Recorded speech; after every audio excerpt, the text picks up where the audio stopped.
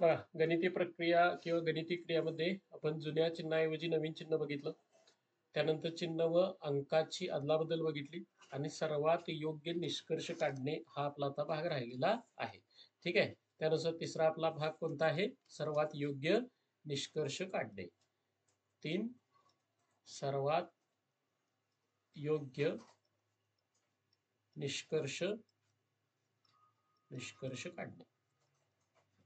आता बघा, याच्यामध्ये आपल्याला गणित कशा पद्धतीनं असतं आणि त्यानुसार मग आपण त्याचा निष्कर्ष काढायला शिकूया. ठीक आहे. तर बघा, पहिल्यांदा याच्यामध्ये तुम्हाला काय दिलं जातं? जर ए बी पेक्षा मोठे, बी सी पेक्षा मोठे, त्यानंतर सी व सी डी पेक्षा मोठे, तर खालीलपैकी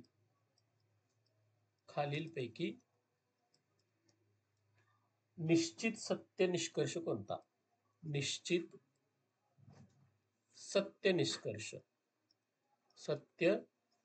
निष्कर्ष कोणता? बघा, काय प्रश्न केलाय. आता याच्यामध्ये तुम्हाला पर्याय दिले जातील. पर्याय काय आहेत बघा. सी हे ए पेक्षा मोठं, दुसरा पर्याय आहे बी हे सी पेक्षा लहान, तिसरा पर्याय आहे ए हे डी पेक्षा मोठे आणि चौथा पर्याय आहे ए बरोबर सी. ठीक आहे. आता बघा, याच्यामध्ये ना दोन प्रकारे हे सोडवता येते. एक तर तुम्ही या सगळ्यांच्यातले एकमेकांशी संबंध विचारत घेऊ शकता. म्हणजे आता इथं जर संबंध विचारात घेतले, सरळ आहेत. कसे दिसत आहेत बघा आपल्याला. ए हे काय रे? बी पेक्षा मोठा आहे. आणि इथंच लगेच काय दिलंय बघा, बी हे कुणापेक्षा मोठा आहे? सी. म्हणजे बी सी पेक्षा मोठं झालं. आणि सी लगेच काय दिलंय? डी पेक्षा मोठं. म्हणजे बघा, सगळ्यात मोठं कोण आहे? ए. सगळ्यात मोठं कोण आहे? ए. त्याच्यापेक्षा लहान कोण आहे? बी. त्याच्यापेक्षा लहान कोण आहे? सी. त्याच्यापेक्षा लहान कोण आहे? डी. नाहीतर मग मी काल एक शिकवलंय, झाडे लावा, तो प्रकार करायचा. काय करणार बघा, ए मोठा आहे, इथं ए घेतला. त्याच्यापेक्षा लहान कोण आहे रे? बी. त्याच्यापेक्षा लहान कोण आहे? सी. काय का? आणि त्याच्यापेक्षा लहान कोण आहे? डी. आता मग याच्यामध्ये बघा, पहिला निष्कर्ष काय सांगितलंय तुम्हाला बघा, सी हे ए पेक्षा मोठं. सी हे ए पेक्षा मोठं आहे का रे? नाही आहे. पहिला पर्याय चूक. बघा, इथंच संपला त्याचा विषय. काय झालं? कारण सगळ्यात मोठं कोण आहे? ए. आणि इथं काय म्हणायला लागले ते? सी हे ए पेक्षा मोठं. म्हणल्यानंतर यानंतर बघा, बी हे डी पेक्षा लहान. बी हे डी पेक्षा लहान. डी लहान आहे सगळ्यात. मग बी पेक्षा तो बी हा डी पेक्षा लहान होईल का? नाही. हा पण पर्याय गेला. त्याच्यानंतर काय आहे? ए हा डी पेक्षा मोठा. ए हा डी पेक्षा मोठा 100% आहे. इथंच बघा, त्याच्या उंचीनुसारच कळते आपल्याला. डी पेक्षा कोण मोठा आहे? ए मोठा आहे. हे बरोबर आहे. अजून चौथा एक पर्याय आहे शिल्लक, ए बरोबर सी. असेल का? ए आणि सी कधीच असणार नाही. यांच्या उंच्या वेगवेगळ्या आहेत. म्हणजे बघा, हा पर्याय पण चूक आहे.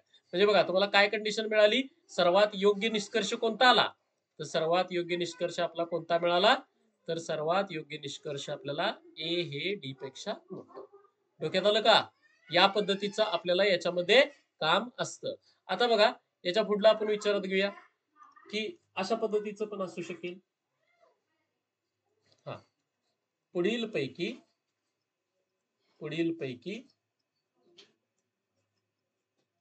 कोणते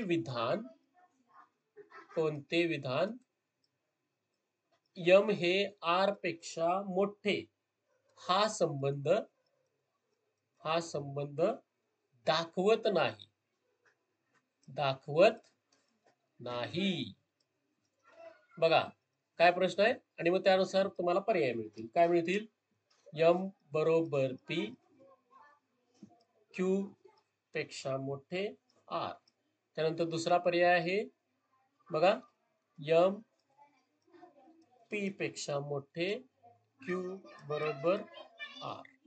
त्याच्यानंतर तिसरा पर्याय तुम्हाला दिलाय, आर हे क्यू पेक्षा लहान किंवा बरोबर कुणाला? पी आणि इथं यम. त्यानंतर चौथा पर्याय दिलाय, यम बरोबर पी, लहान क्यू बरोबर आर. ओके.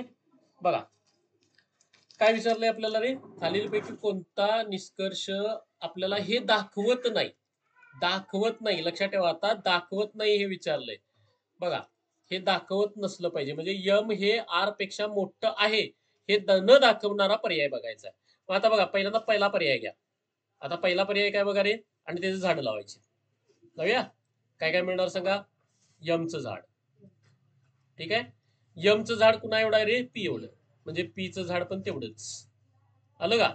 त्यानंतर बघा यम आणि पीचं झाड. आता पीचं झाड क्यू पेक्षा कसं आहे? मोठं. म्हणजे क्यूचं झाड छोटं असणार आहे. हे इथं क्यूचं झाड. वाटल्यास बघा यम आणि पीची जराशी मोठी करूया झाड. ठीक आहे. आणि ती दोन्ही कशी आहेत? समान आहेत. आणि ह्याचं झाड कसं येणार? जरासं छोटं आलं. आणि क्यू पेक्षा कोणाचं छोटं आहे? आरचं. आरचं झाड. मग आता मला सांगा इथं कुणाचा संबंध विचारात घ्यायचा आहे? यमचा आणि आरचा. आता यमचं झाड हे आरच्या झाडापेक्षा कसं आहे रे? मोठं. म्हणजे इथं यम हे आर पेक्षा मोठं दिसतंय ना? दिसतंय. म्हणजे हा पर्याय सत्य आहे. आपल्याला कोणता पर्याय दाखवत नाही विचारलंय. हे दाखवाय नसलं पाहिजे. ह्यानं दाखवलं का? दाखवलं. दुसरा पर्याय घ्या. दुसरा पर्याय काय बघा? हा झाला पहिला पर्याय. दुसरा पर्याय कसा आहे? परत झाड लावूया तिची. हा. काय मिळेल? यम. यमचं झाड हे मोठं आहे. त्याच्यापेक्षा कुणाचं छोटं आहे रे? पीचं. बरोबर. म्हणजे बघा हे यमचं झाड मोठंच्या मोठं काढलं आपण. पीचं झाड इथं छोटं झालं. त्यानंतर बघा क्यूचं झाड कसं आहे बघा रे? समान किंवा लहान. समान पण असू शकतं किंवा लहान पण असू शकतं. हे कुणाचं झाड झालं? क्यूचं. आणि क्यूच्या बरोबर कोण आहे? आर. म्हणजे आरचं झाड केवढं असू शकतंय? समान पण असू शकतंय किंवा इथं छोटं पण असू शकतं. मग आता सांगा मला आरचं झाड हे जरी विचारात घेतलं किंवा हे जरी विचारात घेतलं आणि यमचं झाड हे विचारात घेतलं, कुणाचं झाड मोठं आहे? यमचं. म्हणजे यमचं झाड कुणापेक्षा मोठं आहे? आर पेक्षा. म्हणजे बघा हे आणि हे ह्याचा जर विचार केला तर इथं सुद्धा तो संबंध मिळाला. मिळत नाही कुठं? काय विचारलंय? नाही. आता तिसरा पर्याय घ्या. ठीक आहे. तिसरा पर्याय. तिसरा पर्याय काय बघा रे? परत झाडे लावा. हा. पहिल्यांदा आरचं झाड. हे आरचं झाड आहे. आरचं झाड छोटं आहे कुणापेक्षा?